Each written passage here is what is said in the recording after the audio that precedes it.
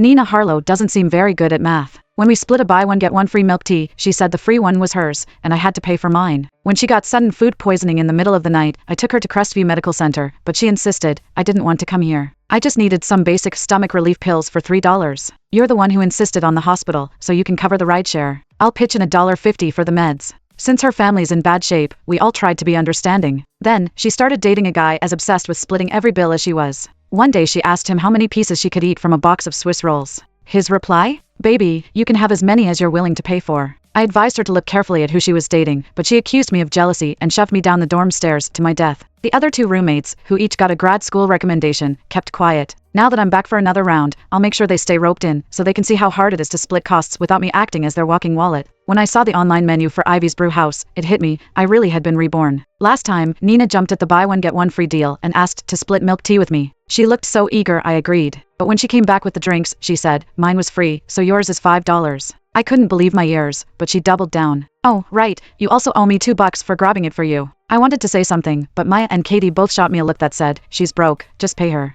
So, I forked over the money. That night, though, she ended up vomiting and cramping. I took her to Crestview, only for her to turn it back on me, saying I was overreacting. She handed back just $1.50 out of the 20 I'd covered, saying, I only needed cheap stomach pills, I wouldn't have gotten sick if you hadn't ordered the tea. Here's $1.50, so I'm not taking advantage. That was a slap in the face, but I let it slide, until she handed me a medical evaluation for depression and demanded, your attitudes made me depressed. My treatment and prescriptions should be covered by you all. I'd never met someone this twisted. I lost it, and we ended up fighting. She yanked my hair, dragged me, and finally shoved me down the stairs. My roommates didn't call 911, they just coordinated their stories to say I fell. After a few days of playing the system, they each scored a graduate scholarship. One said, Nina's in a rough spot, so chipping in a bit more is the right thing. Sloane was just being petty, no wonder she got what was coming to her. But every time Nina needed money, they'd bury their heads in the sand and let me deal with it. This time, I'm done being their ATM. Let's see how righteous they sound when they're forced to shell out without me around. I forced down my anger and smiled at Nina. Oh, I already ordered from Ivy's. Such a shame, though, maybe try asking Maya or Katie? Everyone was still friendly early in the semester, so it was easy for her to ask them to split an order. Soon enough, Nina and Maya placed one together. When the food arrived, Nina brought in both bags and declared, oh, that was exhausting. $5 each for the delivery, please. She pulled out her payment code and held it right up to me. I crossed my arms and just stared. Maya's face turned sour too. Nina was testing me, trying to figure out my limits. The going rate on campus for getting deliveries or packages was about $2. Nina took my order without telling me and now expected me to cover a hiked-up fee. I took a deep breath. Nina, I didn't ask you to pick it up, nor did you tell me you were going to. And anyway, the rate's only $2 per delivery, $5's too much. She shut up, face dark, and sneered, oh, so now I'm wrong for bringing your stuff up? Don't act like you don't know I'm on financial aid. Your family's got money, a little friend discount won't hurt you, right? Friend discount, huh? That was a new one. I didn't want to fight this soon, but I wasn't backing down. I transferred $2 and not a penny more. We're just roommates, not friends. I'll stick to the going rate. And if you take my order again without asking, you won't get anything next time. The moment the money hit her phone, Nina played the wounded act, looking all teary-eyed. Maya and Katie rushed to her like bloodhounds on the scent, comforting her and throwing digs my way. She's struggling, and you're acting all stingy. Got money, but still so uptight. No worries, Nina. Here's $10 for doing double duty. Remembering last time, I knew Nina's real agenda. She'd squeeze every cent out of us if she could. We'd see if they could keep up the sympathy act later. Their unity didn't last the night. By midnight, Nina and Maya were both throwing up, with Katie frozen in shock. Once again, history repeated itself, but this time I wasn't her blood donor. Let them split costs on their own. Lying in bed, I heard the chaos outside. But Nina wasn't letting me off easy. She pulled my curtain open and said, Sloane, can you take us to the hospital? We ate something bad. I frowned. And that's my concern why? Pulling back someone's bed curtain is plain rude. She instantly turned on the waterworks. We're roommates. How can you be so heartless? Aren't you supposed to lend a hand when things go south? Maybe, before. But now I knew this was just the beginning. I'd let my kind-hearted roommates handle it. Under my firm stance, the three of them went to Crestview Medical Center on their own. Katie gave me a strange look as they left, but I just stared back until she glanced away. The next morning, instead of them, I got a very annoyed Mr. Fletcher. Sloane, your roommates were sick, and you just left them to it? You're new to college, and your values aren't fully formed yet, but you need to learn compassion. The jabs took me by surprise.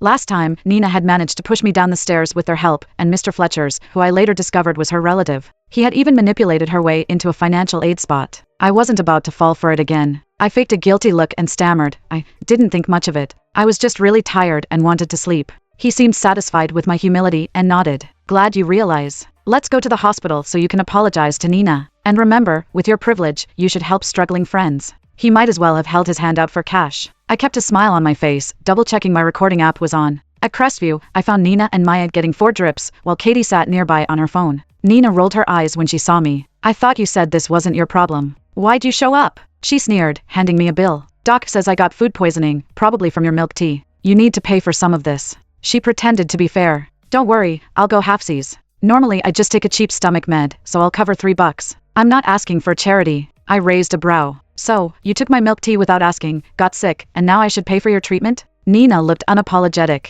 Yep, it was your drink. You're responsible. I looked at the $200 bill, then asked Maya, you good with $3 meds too? Without even looking up, she replied, yep. Mr. Fletcher, right on cue, said, Sloan, apologize and pay. It's just a few bucks, right? Katie chimed in, and don't forget the rideshare fees. They were really leaning into the whole don't take advantage thing while charging me for every penny. Even vampires has their own limits. I grinned and called over a passing nurse. Could you remove their IVs, please? Nina screamed, Sloan, what the hell? How dare you? I crumpled the bill and shoved it in her face. I dare because I'm paying your medical bills. Maya rushed to help Nina, but I shoved her back into her chair. I turned to the nurse. Thank you. Please, pull out their IVs. I still had a polite smile, but the nurse seemed unnerved, quickly pulling their IVs and scurrying off. Mr. Fletcher, a big guy, took a few steps back. Katie was practically shaking. Mr. Fletcher scolded, Sloan, it's just a payment. Was all this necessary? Can't you see the bigger picture? I pushed him toward the payment window. Oh, sure. Since you care so much, you can pay for them. Oh, and don't forget their rideshare.